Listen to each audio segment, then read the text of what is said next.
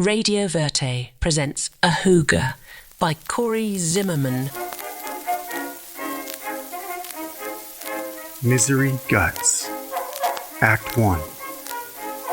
I had a dog named Fido that I liked very much. I used to spend all my dough for puppy cakes and such.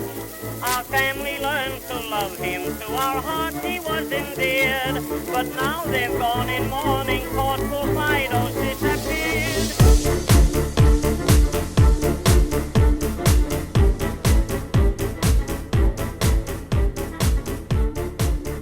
R.C. Saunders, inmate number 9320, paroled, steps out upon a stone that reads, "It's never too late to mend." Above, a barking tree squirrel flutters its tail. A startled starling abandons its perch to see which way the wind is blowing, and a guard in the tower, not one to cut things fine, sticks to his guns. Below, great American jackrabbits scurry, dandelions free little white puffs of cloud to the breeze, and pink and yellow tulips line a meandering path in full swing of late July.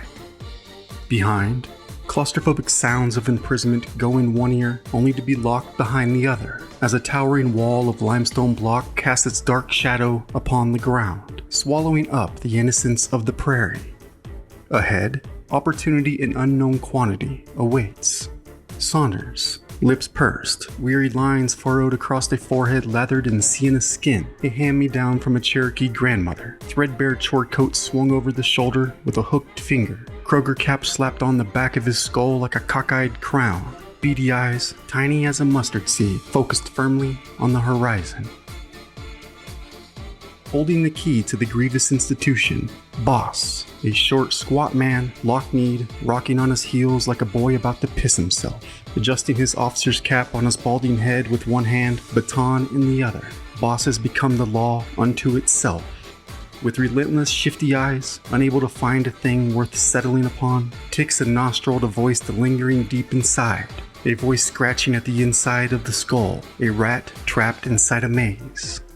Inside, a father's resentment simmers. Ain't never gonna account for nothing.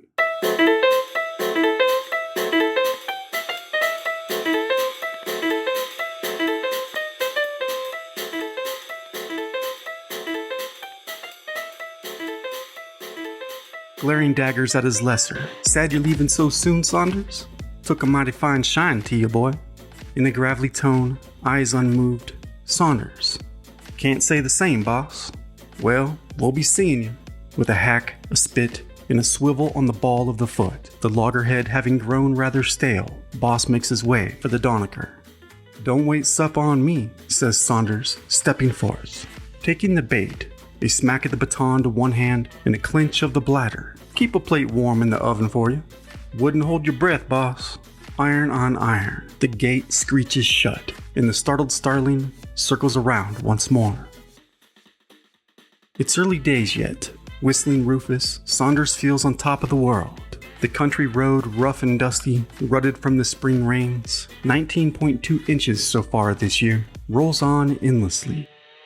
About sunflowers and daisies, a hovering bumblebee keeping the old crook on his toes, digging in his heels, determined under the blistering sun. Uncertain of his chosen direction, Saunders carries forth nonetheless, fate mapped out on the palm of his hand. Cloudless sky, a breeze a-blowing, with a putt-putter and swoosh, and an AHOOGA, a toffee-nosed driver glaring back at the rough diamond he's just left in the dust.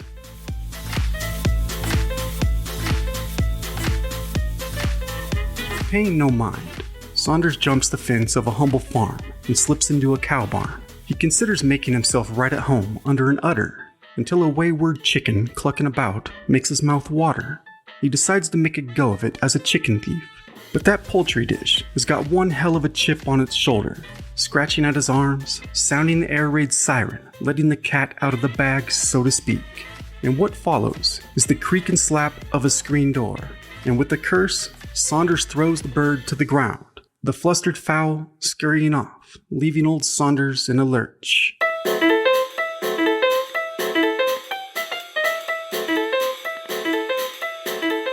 And in a sudden gruff bark, One familiar to the land, a cold fish of an old man, hard-wearing for the barn, hollers. "All right, come out now. Know you're in there," making himself loud and clear with the cock of a shotgun. Saunders makes like a banana and splits, the blast of the 12-gauge taking the paint off the rail and nearly the hide off his ass. The old crook getting away by the skin of his teeth.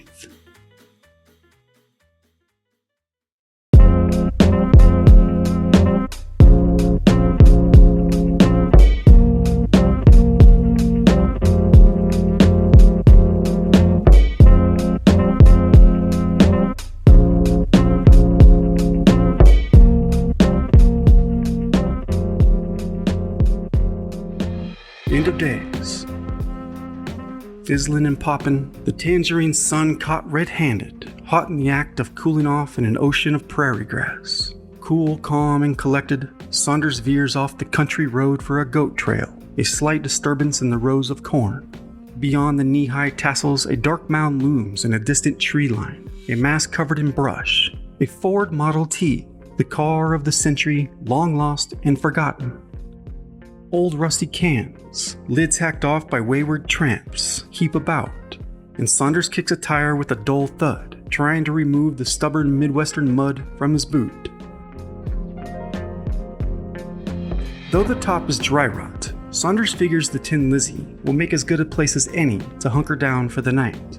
So he plops down on the squeaky seat, kicks up his legs, fashions a pillow out of his chore coat, shades his eyes with his cap, and lets his mind wander about.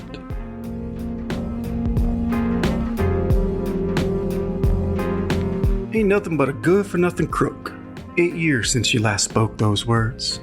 Ain't you ever think of the kids? Sure, she'd like to give her old man hell for everything, from drinking too much to not taking out the trash, and it was right by her, offering up a piece of her mind, just as her ma had given her Pa, though Ma had put an 8-inch rail spike in Pa's eye socket one night after a gallon of moonbeam. Pa stuffed it with a wad of cotton and went to work the next day, never saying a word about it, and she admired him for taking his fair shake. But with the knock on the door, Saunders panics and grabs a bundle of cash his old lady found under the mattress, money she had hollered over, greenbacks she'd already spent on that silver bracelet sitting behind glass down at Behringer's department store, figuring there'd be plenty left over for a new pair of silk shoes, a dress, hell, maybe even a new ribbon. When the coppers kick in the door, the kids cry, and Johnny Law takes their paw away. And that silver bracelet, well hell, it remains behind glass, as old Saunders spends an 8-year stint behind bars, up at Joliet Pen, a grievous institution, where it's never too late to mend. If I hadn't been hounded by bad luck, I'd have made sergeant by God, Saunders believes. After all, it wasn't my fault that bastard corporal stepped on my toes. And the lieutenant, well, he didn't have to cut my buttons off after all. Hell, he deserved that knuckle sandwich, if you ask me.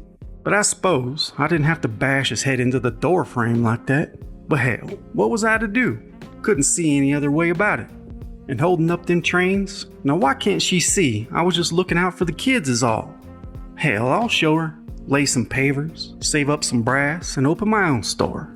Running his fingers proudly across his name painted high on a sign above the bustling street.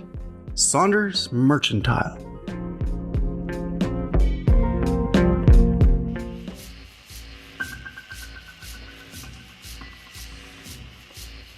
A blanket of mist envelops the thicket, and a lingering blue hue on the horizon fades to black. Ahead, limbs moan like old arthritic bones. All is up in the air, and Saunders knows it. Squirming about on the cracked leather, flipping and flopping, seeking the sweet spot upon sprung coils, the steering wheel stabs him in the back. But his eyelids grow heavy nonetheless, and he arrives at the gates of dreamland, just as a devilish cry catches his napping and takes his breath away with a god-awful yelp. A real eye-opener, jolting Saunders awake and spurring him to his knees. The city slicker takes a good look-see into the night. He's just looking for something to eat, he thinks. Hopefully not me, he hopes. Go on and get it, he prays. As cans clank, Saunders is all ears. The growls, sinister, more yelping in the distance, demonic children, chitter-chatter. Lizzie shakes with a sudden, violent nudge, and an ear-piercing cry sends an ice-cold shiver up Saunders' spine. He covers his ears to block out the horrific shrill and lets out a blood-curdling scream of his own that erupts from his throat. Echo. Silence. Echo. Echo. Curled up in a ball on the floor, he hugs his knees, eyes clenched tight, heart pounding against the inside of his sternum, and a quick spat of spasms leaves him in a whining whimper. But suddenly, there is calm, and a long-held breath is released. Blood rushes back into his knuckles, and in no time, the leaves come around, gentle rustling within a sleepy breeze. The mist snuggles up about the cottonwood. Lizzie settles upon her airless tires, and a disarming crescendo of cicadas lures the old crook back to slumber.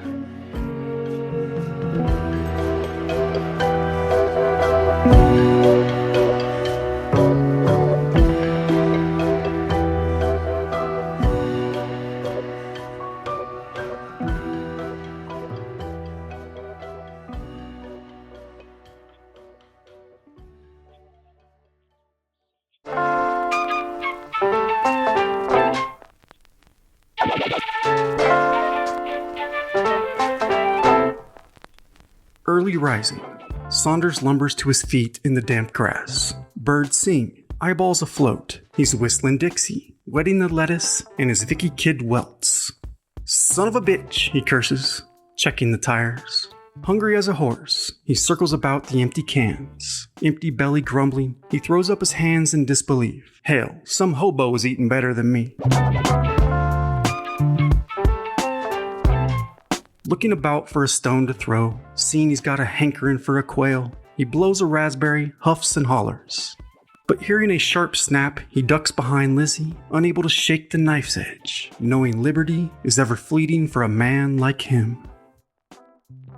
A man like him.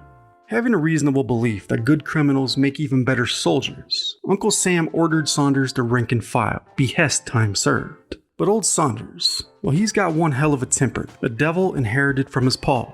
A devil paw had switched into him, one in which Saunders was never able to switch out. His rage takes on a persona of its own, calling itself Godspell. In uniform, Saunders carries along on the train to Fort Sheridan, Godspell tucked up tight in a carpet bag slung over his shoulder. And of course, it's not long before Saunders is caught stealing 20 pounds of beef shank from the slop.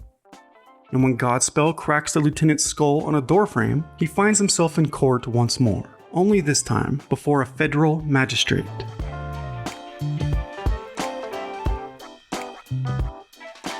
After a good stint in the brig, Leavenworth spits him right out on the sidewalk like a soggy sunflower seed. And a man like him, well, he resorts to holding up not one, but 2 Southern Illinois trains, with the help of his cousin Hank, getting himself all tangled up with the law once again. And after 8 long years in Joliet, the old crook tongue stuck to the roof of his mouth as he wanders about the tree line parched, finding only a ditch as dry as a bone. Son of a gun, biscuit eater! Resorts to searching the old Ford for a loose cigarette, finding only a red scrap of paper under the seat that reads, $1,000 will be paid for the capture or taking of any robber, dead or alive. He plops down, gives the steering wheel a good shake, surrendering in a miserable slouch. But out of the corner of the eye, something peculiar on that poster asks for another look-see. He snags it, and a grin spreads from ear to ear. Seeing green. Well, I'll be doggone. The Lord is my shepherd. I shall not want. Seen as against all odds. A sketch of a small town on the back of that poster. Its business district. 2 gets in the ins and outs of a bank, so to speak. The number of guards on duty? 1. The possible sum to be stolen? $85,000 cash.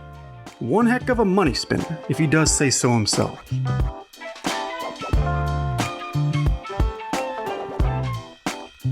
Now, a bird in the hand is worth 2 in the bush, but old Saunders has got himself a case of itchy palm, so the seasoned crook does what any bird his feather might.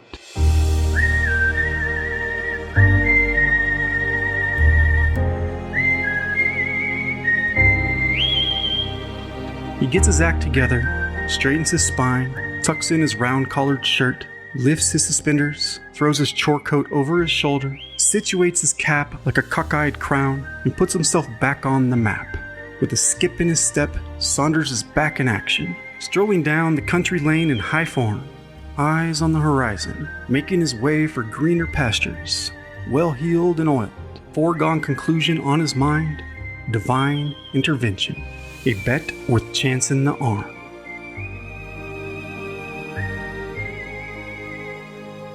But truth be told, old Saunders need not touch that old scout map with a 20-foot barge pole, seeing he needs that one-way ticket about as much as a hole in the head. The bottom line, when you're on this path, you've hit rock bottom, and you'll soon enough see the shape of things to come.